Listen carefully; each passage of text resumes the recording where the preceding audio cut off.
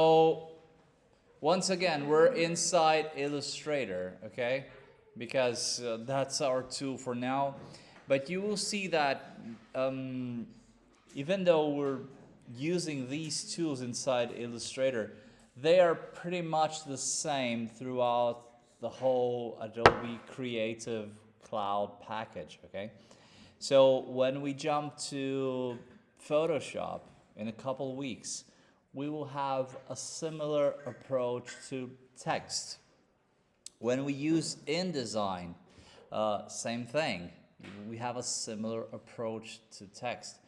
Both of them, Photoshop and InDesign, they have their own particularities, okay?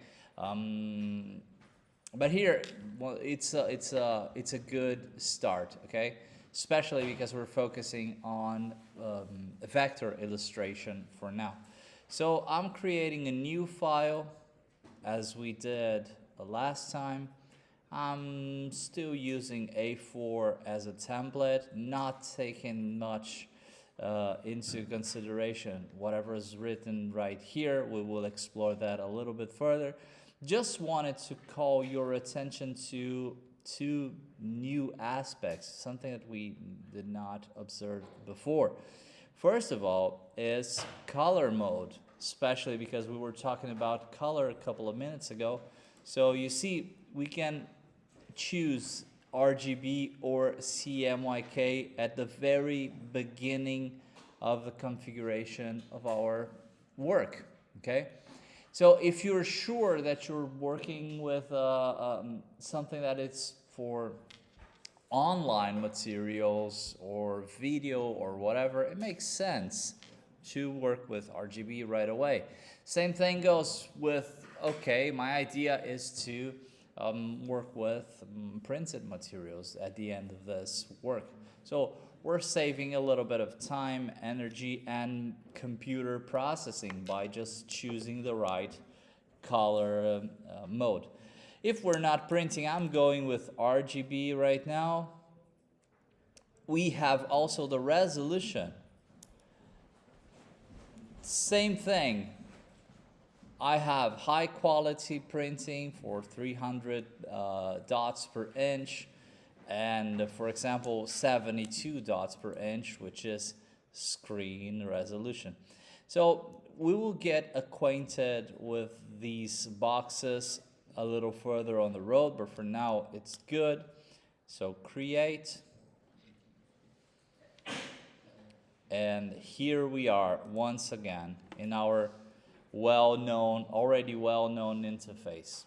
Now, we saw selection tools. I told you to get acquainted with the shortcuts, remember? Same thing for geometrical forms, lines, pen tool. We saw the whole top here. The only thing that is actually missing in this early tools here in the toolbox is actually the text tool, represented by a T. I am sure that you've seen it before, okay? Because just as the other tools, mostly graphic softwares represent text the same way. It's a T in our set of tools. That means Canva, that means, I don't know, Procreate, whatever you use, you will see that same T as an icon for tool. T is also the shortcut in your keyboard. Just hit T, you're jumping to text tool.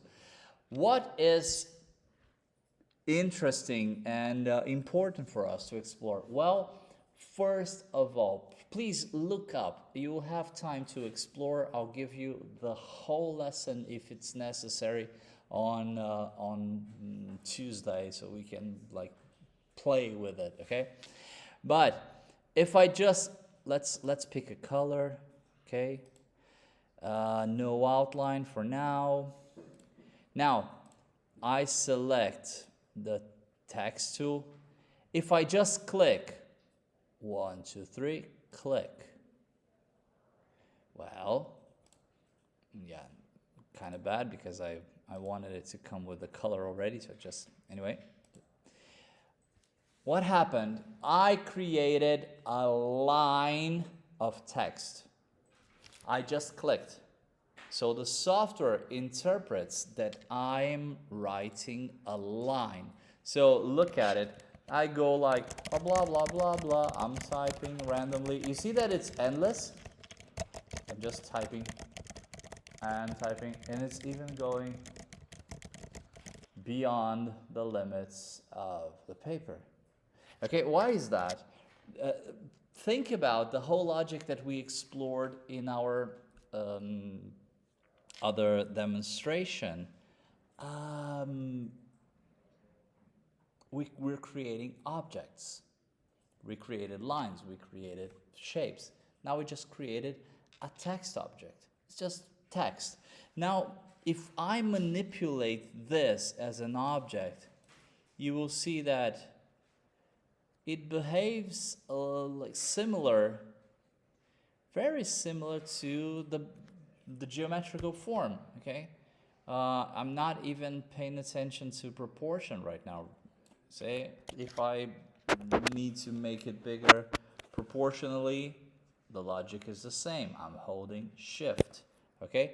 This is still a text. These are still characters. So let's transform Lore into Loretta. It's a name right now, okay? It's editable, okay? Now, the other way around, it's not clicking to create a line. It's creating a text box, an area where I will place text, okay? It's the same tool, but instead of simply clicking, I click and drag just as if we're a creation of a rectangle or a square, okay? A geometrical form. Whenever I leave it, boom, paragraph, okay? Let's change the color once again just to be able to address the differences easily. You see? What happens now is if I change, I manipulate the box, I'm changing the area and the distribution of my text, not the text itself. Okay? What is the actual difference? Well, if I'm making something as a title, a brand, it might be useful to use the first strategy. Like one word, 2 words. It's easy to manipulate as a single object. But if I have to write a line, a paragraph, or any other content, the second choice, it's a little bit more interesting, okay? That doesn't mean that I can't change size, proportion, anything for the text here inside. So I need to introduce you to the character tools, okay? So remember that here on top of our Adobe Illustrator, we have this ever-changing menu. Depending on the tool that we're using, the options that we see on top will change, right? You see, it's different now. If I create a geometrical form, it will be different. If I select my text, it will be different once again. So here you have character, also available in the floating menu in a smaller, simpler version, okay? What we have inside the character menu is what you're also familiar to with not only graphic softwares, but even text software. So the selection of fonts, typefaces, okay? There you go. All the fonts that I have installed in my computer are here, available for me to use. Yes, we're clicking in the text that we want to use, and we have character on top. Okay? Okay, yes, I do recommend you to use always. You go on Window, Workspace, and you have Classics, Essentials. Okay, or Essential Classics. I don't remember in the English version of it. Okay, good. You see it? Now here comes the first issue when working with text. I just said explicitly, here we have all fonts installed in our computer. So I don't know how many I have right now, but just look at the list. It's a nightmare. You see? We're in D, F, G. Look at it. So I have to find a strategy to filter my research, or else I will be like going around all the time. And here enters the discussion that we were having last class about typography and how the origins of each typography culturally evokes some styles, some elements. Also, the graphic approach to it changes. The thickness, the use of serifs, or whatever, script or calligraphy fonts, okay? So here, just beneath the name of the font, you have this filters. So if you click on it, let's imagine that I transform Lorem Ipsum to Loretta Ipsum. So now let's create her signature, okay? So I'm looking for a script, hand script font, or a calligraphy font. So I have these options. So I click the filter, and now I can see calligraphy font. Oh no, for Christ's sakes. Yeah, we do have Comic Sans. So let's get this one. Really personal use. It's quite cute. Okay. So there you go. So the filter makes my selection way more simple, way easier. Okay. The only thing is, for now, you probably don't have as present as it will be in a few weeks with the use. What are the specifics of fonts? What is a serif? What is a non-serif? What is calligraphy? What is, I don't know, bold, italic, light, black? So we will also address that, okay, like a next step in our studies. But for now, take your time to play with it a little while. Explore fonts. Even do some research. Let's say that, oh, I have in mind this epic, I don't know, Greek font. So go online, for Christ's sakes, use AI and ask what are the characteristics of fonts that resemble, I don't know, Greek writings. And you will understand what is contrast, what is thickness, what is, I don't know, serifs in that specific application. So filtering helps a lot, okay? Good? You're alive? Okay. Second, not even second anymore. I think we're addressing a lot of things right here. But beyond that, the character itself, and now I'm clicking on the paragraph part. Inside the same menu, character, I will have the size of the font, and I'm making it larger, and you're seeing it. So let's reduce it. I will have also spacing between lines. Okay, I can make that bigger, I can make that smaller, it's by choice. Kerning, spacing between a kerning is also something that we have to address with a little bit more care. It's a non a spacing between characters that is not unique. They change regardless of the angles of the characters, the thickness, to make it more visually appealing and coherent. Okay. Now I can simply change the unit of space between those characters.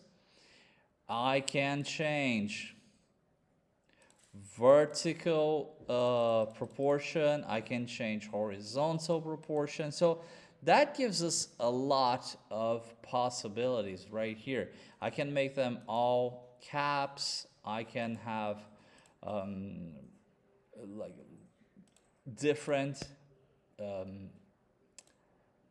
configurations, okay, different settings for our text. So please play with it. This is what is essential for us right now. Beyond character, I have paragraph alignment also here on top. You see, I have character, then the name of the font, the style, the size, and paragraph. So right now it's aligned to the left. I can make it centered. I can make it right. I can make it aligned. Let's click on paragraph in both sizes. Okay. So whatever you are acquainted with in other softwares is also here. Fear not, dear friends. They're all here for us to use. You probably noticed that I chose on purpose a similar green and a similar pink to that Brazilian flag experience that we have, okay? That's not by chance. It's a way for me to demonstrate, while we're exploring the tool, some good or interesting level of contrast by colors, okay? This is a simple, very objective use of the complementary colors contrast. Okay? I hear click, click, click, click, click, click, click. I know you're excited. It won't take too long. It's just important for me to walk you through some of these tools as we did last time, so you can actually create something of your own.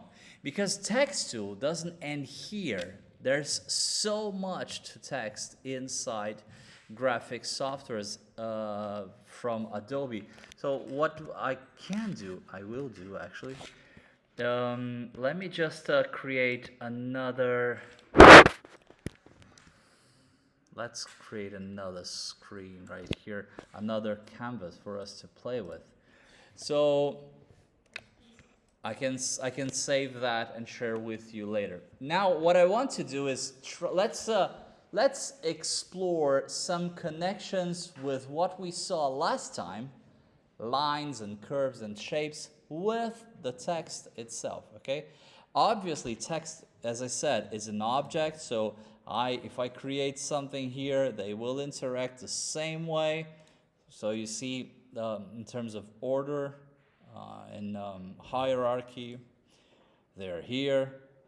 Just calling you the attention to the level of contrast, how it pops out. It's a kind of weird intensity in this green, but that's not the speech. Now, let's make something like my theme before was the waves, right? The radio waves, the electromagnetic waves. So let's make this a wave. with no fill color. And just for us to see that, let's create a thicker outline. It's so bad. So you see how it is? Ooh, God. I wish I had a better teacher. Now, okay. So it's bad, but it's good enough for the example. Now let's say that I want my text to follow that line. Okay? So what I can do at the very beginning, just by clicking and holding here, you will see that you have several options for text. Okay? Just to make it visible, I'll click on like vertical type. Remember, type always connected to typography. Types are the characters in that logic from the Gutenberg Express. Okay, so you will always see as type tool, vertical type, area type. This is vertical type. Click. And now it's like this. Vertical, okay? You see? It makes no sense at all with a calligraphy like this, but out of the example of the tool. Or, let's hold here, and I'll use type tool on the path. The third one, and I click on top of the line, and then, ooh, look at it. It's an editable text, okay? Let me get rid of maybe that part, okay? And let's make it a little bit bigger. Okay?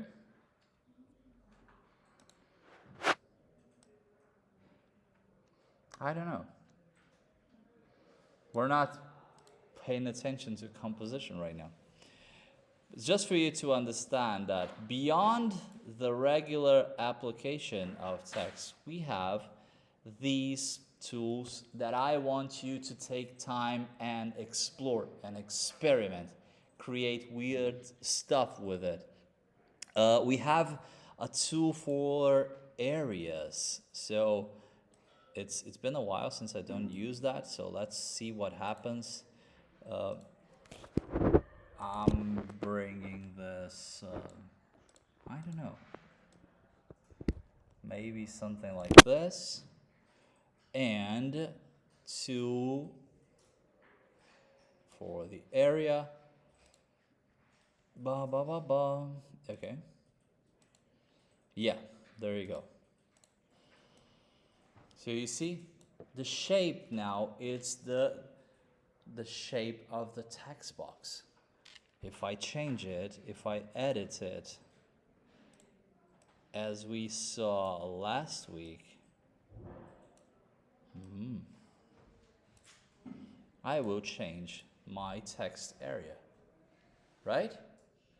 Not hard, right? Simple, actually. We're just matching the possibilities of creating lines and geometrical shapes with the text tools. Last but not least, let me just duplicate this right here. And beyond the paragraph, we have this final tool that it's envelope, and we have this. Okay, enveloping text. Oh, yeah, you like that. Okay, so I have the text that is written. Remember, this one is the line. This one is the box, okay, the area tool. This is just a single line object. And I go here, you see you have character, then paragraph, this small hidden icon right here before we get to the alignment tools, it's the envelope. And if I click on it, it pops up this envelope tool window with several predetermined, preset forms, templates. Okay, you see arc or inferior arc or, I don't know, flag. Kind of silly, but it might be helpful depending on what you're creating. And then you can work on the specifics, like what is the curve, what is like the length, vertically or horizontally, inclination. Okay. Okay, cool. That gives us a lot of flexibility in terms of creation, because I'm getting rid of some things right here. And now think about it. I could even make that line follow if I want to. Remember, everything is still potentially editable. Okay? So whatever you want to do with it, okay, it doesn't mean that I'm doing a great job right here. It's just out of demonstration's sake. Okay, so weird kind of lethargic approach to text. Ta-da-da-da-da. One single dot, and I can make the adjustments that I want.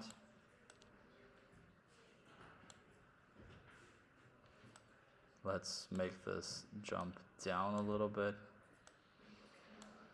Anyway, you get the picture, right?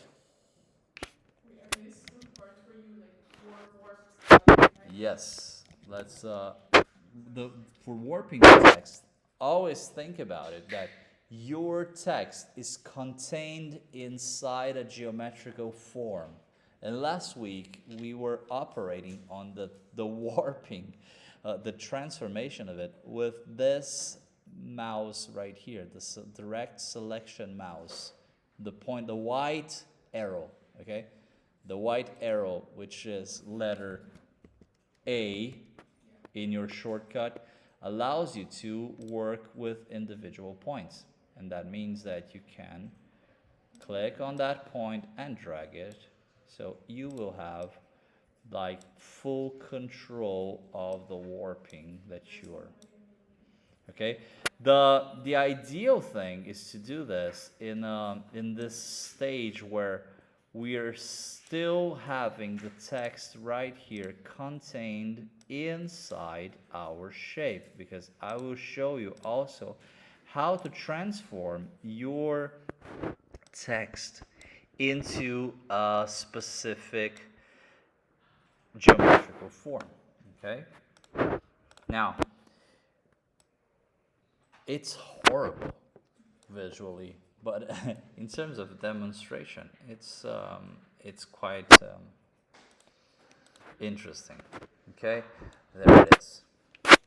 So this is one of those like businesses that puts a nephew to create the graphic part, because my nephew knows how to deal with graphic softwares, and then they do this.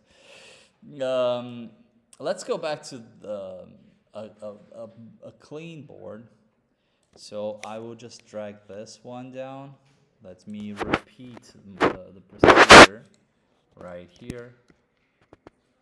Remember, I'm holding Alt and Shift. So Alt Shift, I'm duplicating and making it still aligned. Now, let's say that, okay, this is my brand. I'm in love with it. It's interesting. It's powerful. Now, one thing that you have to understand is if you are printing this, sending either the Illustrator file or the PDF file to the printing bureau, and you send the text as it is, you have to send the font along with it to be sure that when they open it, they will have the same font that you used. Okay? It's pretty common to create something with a font, and then when you send to the printing bureau, they don't have the font that you have installed. What happens is that now there's a good level of algorithms also in that sense that try to find the one that is most similar to the one you used based on the characteristics of the font. But that brings out a scary result, which is it's not what you created. So whenever we reach the point when we have to understand PDF files, I will show you how to integrate the font into the PDF file.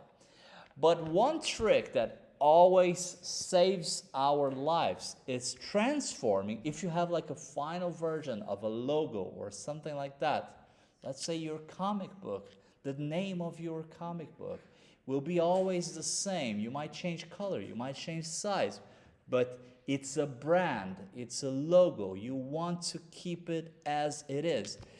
So you want to transform the font into a proper object, into an illustration. Okay, so you will click with the right button and you will go create outlines. Am I saying it right? Because I'm looking at my Portuguese. I think it's create outlines. I do have to change the language. So click on create outlines and then boom, it's not text anymore. You can't click and change what it's written. Because from the software, even though we see text, from the software perspective, it's the same way as a brush stroke, okay? It's something solid. If we edit right now, it's just a matter of editing points and sizes and changing the object. That also allows us to play around with things like this. You see, let's look here. I'm zooming in, okay? So now I'm selecting just the L, you see? Because it's an isolated object. So I can like just play around with the size, maybe the inclination of it. I don't know. It's fun. So you see they are more independent right now. In terms of creation, it's a good approach. Yeah, I see your hand.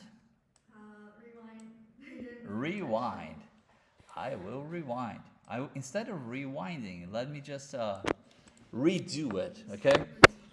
Zoom out. Now, click right here. Let me just get this one here once again. I'm dragging with Alt. It is a text. You see? Now, if I click on text, I can change. Loretta Absum. I can type it, okay? It's text. I can change it, okay? Now, I'm clicking with the right button and selecting Create Outlines. When I do that, it's not a text anymore.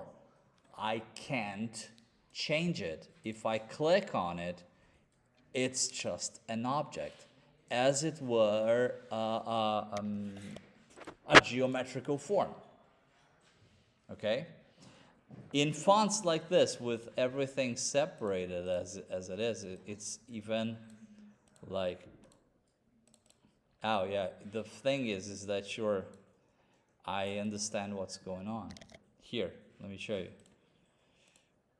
If I click on it, it's all packed together, okay, because it's a single object. I can ungroup. That's probably the information that was missing. I got so involved with it. I can ungroup, and then I'll have it as like single objects, okay?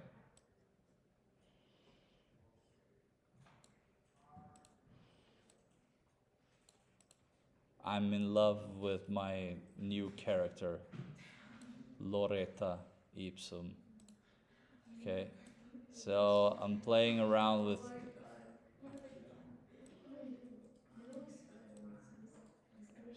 So, were you able to do it?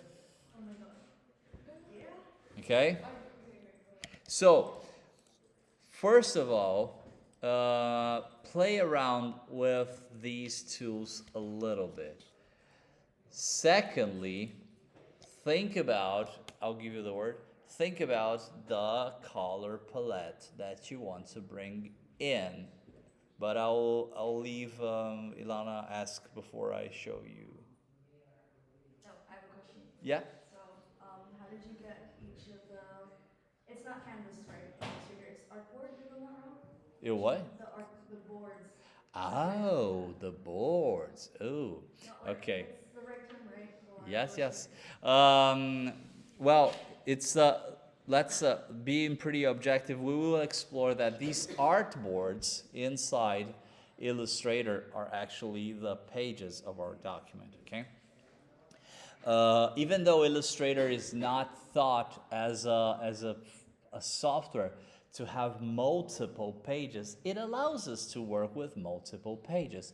It becomes heavy with time, okay, if you're working with several artboards, but it's definitely useful. Especially think about it if you're making, I don't know, trying to create coherent pieces that have same logos, whatever, it's useful. So the tool, the artboard tool, is wow, way down in the bottom you see the eyedropper. Then there's a little hand. On top of the hand, you have this tool right here. You see in Portuguese in our projector called prancheta, and it's the artboard. Okay, so I can, if I click on that and click and drag, just as we do for rectangles, I create a different one. Okay, you see that? Very simple. If I want to maintain not only the order but the same size, I use that tool the same way as I do for geometrical shapes. I just click and drag with Alt. Then I have a copy of that artboard. Okay? This is what I did. Go, Maria.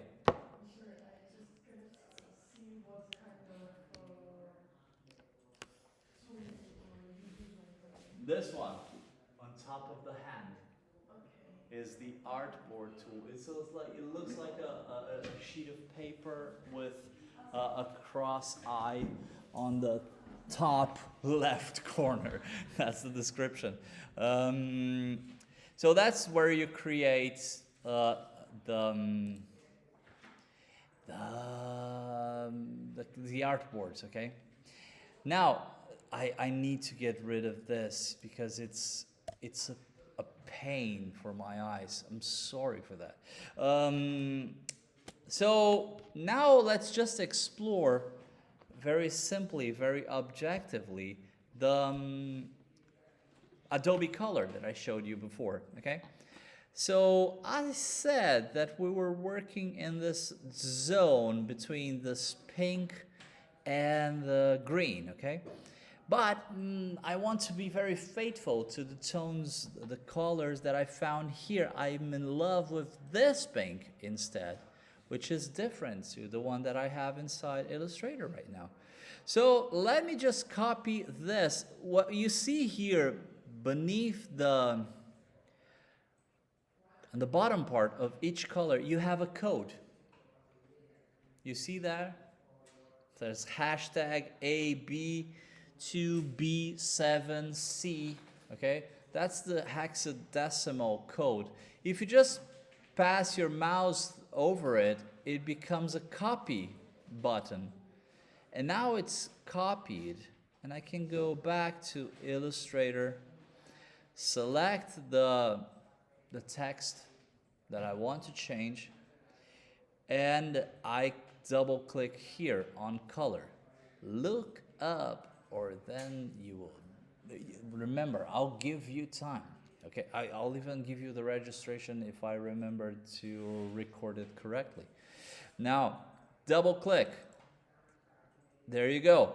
We have the possibility of typing the color through percentages. We have the possibility of typing the colors through RGB system. We have the possibility of using the CMYK system or the hexadecimal code right here. You see? So I just get rid of this just for you to see, and I paste. There you go. The code that I just clicked inside Adobe Color, and then boom, it's there. So just for you to notice the difference, that's it. Okay? Same goes for other things. Let's say that now we want a background that it's based on that green we had there. Oh, which one? This one. I'm not that happy, to be quite honest with it. So anyway, just let's use it. Copy just out of the example. And Illustrator. Once again, color, double click, paste, enter. There it is, the green. It will look kind of organized, send to back. Yeah, terrible contrast. But it's okay. It exists. It's kind of Willy Wonka, Chocolate Factor, something right now. Okay, the Loretta Ipsum thing. It's not good contrast. So it's actually, in terms of, it's very didactic. I did it on purpose. Okay, it's bad contrast. And this is something that you have to be aware of. Remember, we understood at the very beginning of this lesson that color is always perceived based on the color that we have on the surroundings.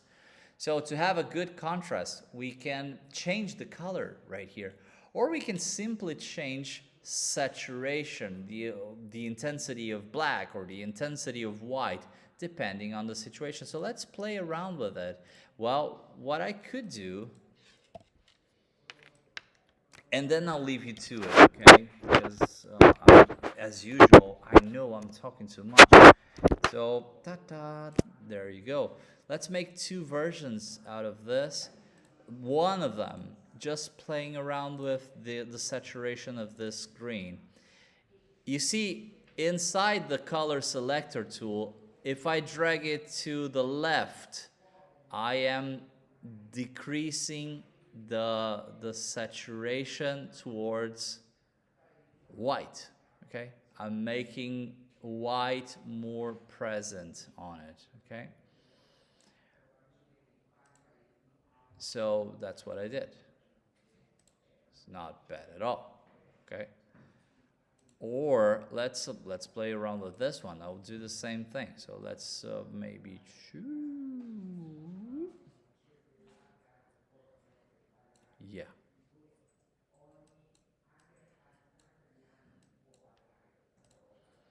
Yeah. Okay.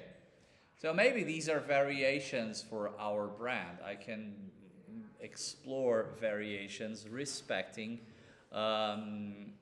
the rules that I am establishing inside my color palette. The color palette is not like ball and chain. It's not that we cannot escape from it.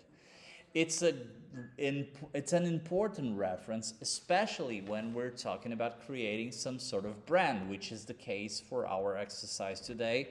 And it's something that I want you to keep in mind for your content, Whenever you create a brand, people will recognize it by the content, by the name of it. So it's the name of your character, the name of your cartoon, the name of your story, comic, whatever. But also the font that you are selecting it, you're using on it, okay? And the set of colors, the color palette. If you're looking at a distance, you might not be able to read, but you see the color and you say, "Oh, that's my favorite comic. I want to go there and buy it," you know? That's it. That's how important this exercise is for us.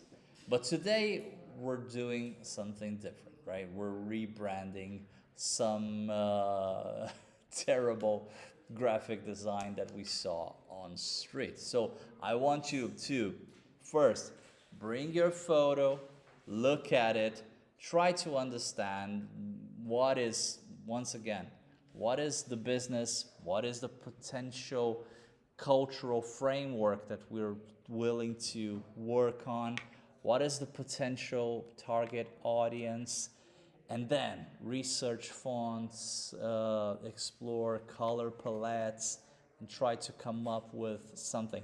It's way more complex than the two exercises we had before.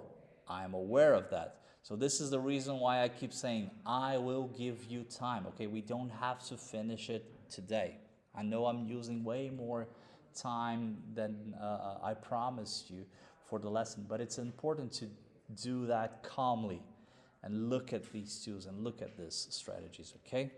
Let me try to stop right